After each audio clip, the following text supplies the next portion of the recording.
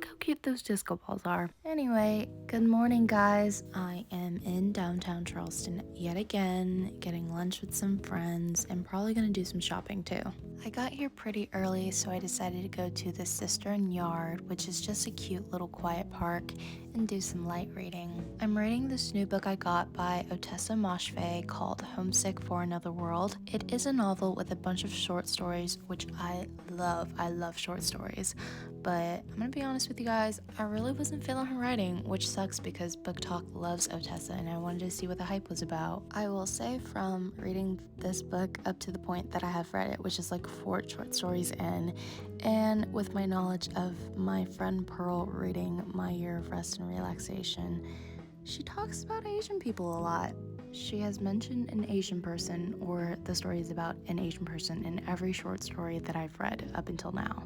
Might be different if I read the rest of the book, but not even gonna lie, I bought this book because I thought the cover art was sick, and I love short stories. Then I had to head over to Ding Tea for my lunch date with friends, so I said goodbye to my reading spot where tiny little bugs would fall on the pages of my book and I would swipe them off with my hand. There was also a family playing around with their happy little baby in front of me, so I got to hear like an innocent child's laugh in the background. So it was a pretty solid reading spot, and this giant clock on this building tells me it's 1:05. I'm walking down King Street, and do you guys see how there's a significant increase in people now? And I'm about to go into the most wonderful, most delicious, bestest place in the world to eat in Charleston. Ding Tea. And none of my friends were here yet, or so I thought. How long have you been here? Just a few minutes. Guys, this is literally the craziest, most insane thing ever, but you see that guy right there with the curly hair with that girl sitting at that table? I went on a date with him last summer. On our date, we went to a boat place downtown, not Ding, but a different one called Vivi's, and now I see him with a girl at a boat place, and he introduces me to her, and her name is Julia. My name is Julia. I'm seeing a pattern here, but I'll let this one slide. Then he left, so me and Gage started talking about season 2 of Alice in Borderland. This show is honestly so well made. Like, the production value is gonna be insane. My 3 absolute favorite things about the show are the cinematography, the stunts, and the characters. Please go watch, you guys. Like, trust, it is so good. And minutes after we got done discussing season 2, Pearl came. We all ordered our foods, and I got my huge. You are killing me. I always get the signature milk tea with boba and a special banh mi. So good every time. Gage got the hazelnut milk tea with boba, and he rates it a 5 out of 5. Pearl also rates hers a 5 out of 5, and she got the mango milk tea with boba and spring rolls. Thank you. This is the most beautifulest thing I've ever seen. If there's 100 fans of this banh mi, I am one of them. If there's 1 fan of this banh mi, that is me. If there are no fans of this banh mi, I am dead. Beasted. Then we just walked down King Street. We stopped inside Savannah Bee Company, and I have the funniest story of me in high school crying over not getting honeycomb for my birthday in Spanish class. I sound so spoiled, but I felt like my friends didn't care about me. And my mom did end up getting me honeycomb, and I didn't like it. And right next door is a store I used to work at called Candlefish. I think it's the perfect gift shop. Is that for a dog? Gotta be. Maybe. These are, might be. Or maybe it's the ornaments or whatever. I don't know. Girl, I don't know. I used to love standing behind that counter and giving all the customers a blind scent tour of our candles of the month. This place is also really cute for a date night because they have a workshop where you can make candles. Also, look how eclectic those look. Speaking of eclectic, we also went inside Anthropology. So my friend Abby got me a candle from Anthro for my birthday, which reignited my love for Anthro. Oh.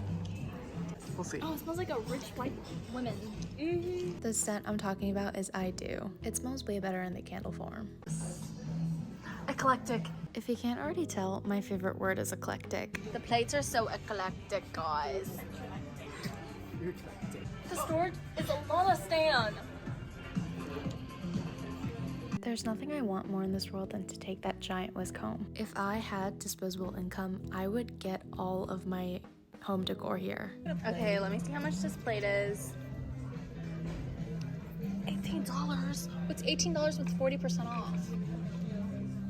Good question. Then we left Anthro because I was not willing to spend $11 on a plate. That's more than one banh mi from Ding Tea. That's insane. Let me give you guys a recap of this conversation I had with Gage. So we're walking down the street and Gage is like, I need somewhere to spit my gum out at. And I was like, spit it on the ground. Gum is biodegradable, right? And he was like, no, it's not. You see all these black splotches on the ground? That's gum. And I was like, that's gum? I did not realize that gum was not biodegradable. It's 80% plastic. I just Googled it right now. That's insane. And all these little black splotches, they're all people that have spit out gum. A separate person for each gum that's on the ground right now. I thought they were just like dirt marks. And the spots will never go away because gum doesn't biodegrade, which is so crazy. I was just shocked by the amount of people that individually have spit gum on the ground thinking it was okay. Honestly, I feel like I've done that before, like once. Like I was really desperate to get rid of my gum and I spit it on the ground. But I will never do that again. Do you see all these spots? Yes, we see them. Who's chewing gum and spitting it specifically over here? I'm glad you're keeping it in your mouth.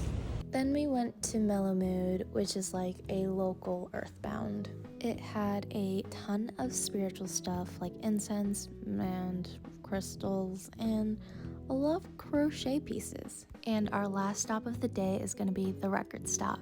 This is such a cute little record store, and Pearl wanted to come here to get some vinyls for her record player. The moon was already out by this time, and we were just taking in how beautiful our city looks and how all of us forget that sometimes. Hi, it's our turn. This is now my vlog. Sorry about it, Julia. Yeah, sorry, Julia.